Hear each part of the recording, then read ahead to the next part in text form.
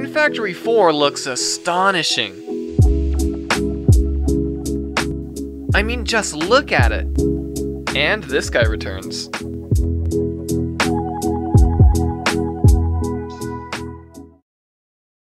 After completing Rune Factory 3, I was actually sad it was over already, as I really enjoyed 3. It felt so much nicer to play than the previous Rune Factory titles, and it was the first fresh feeling we've had a taste of in the Rune Factory franchise. Please enjoy the second part of this 3-part comparison series.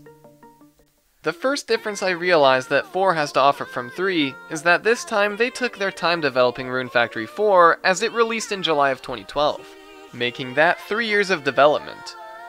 Also, Rune Factory 4 is much larger than 3, as 3 is only 63 megabytes, whereas 4 is 5 gigabytes. Really shows how small 3 really is. Booting up into Rune Factory 4, as always, I enjoyed an intro movie, but this time it was nothing like the others.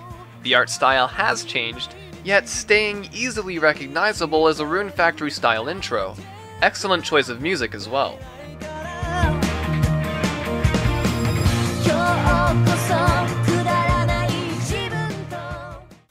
The resolution is much improved from 3 to 4.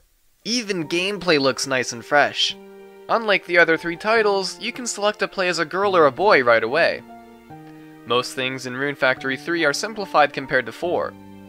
From farming, to foraging, and definitely cooking. Rune Factory 4 controls a little smoother than 3.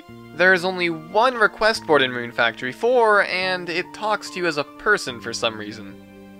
These requests, however, act as tutorials that don't really feel like tutorials. There's also a new mechanic for upgrading. You can get prince points for killing enemies or completing quests from the request board. From that, you can upgrade storage, get licenses for things like cooking, fast traveling with the airship, etc., upgrading your room size, and even set up festivals. I did really enjoy this mechanic. Speaking of storage, in Rune Factory 1 and Rune Factory 2, you never had enough storage for everything you wanted. Rune Factory 4 has so much storage it feels like there aren't enough items. Rune Factory 4 is much longer than Rune Factory 3. Rune Factory 3 takes 22 hours to beat, whereas Rune Factory 4 takes about 50 plus hours. Also, Rune Factory 4 has 3 story arcs, unlike Rune Factory 3, which has 1 main story. Rune Factory 3 was considerably easy, unlike Rune Factory 2. But this time in Rune Factory 4, you can change your difficulty. Although, at times, this doesn't feel like it changes much. Rune Factory 4 is decently difficult, giving me Rune Factory 2 flashbacks. What does bother me a little though is how much grinding you need to do. In the Rune Factory 4 location, Rune Piranha, the final cave in Arc 3, you face 6 bosses from the former Rune Factory titles. These bosses range from easy to downright unfair.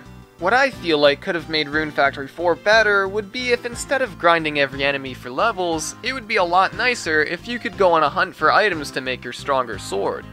For example, it only allows you to make swords out of the materials mined or gathered from specific places, and most of the time, these places you can't access because the boss you need the sword for is in the way.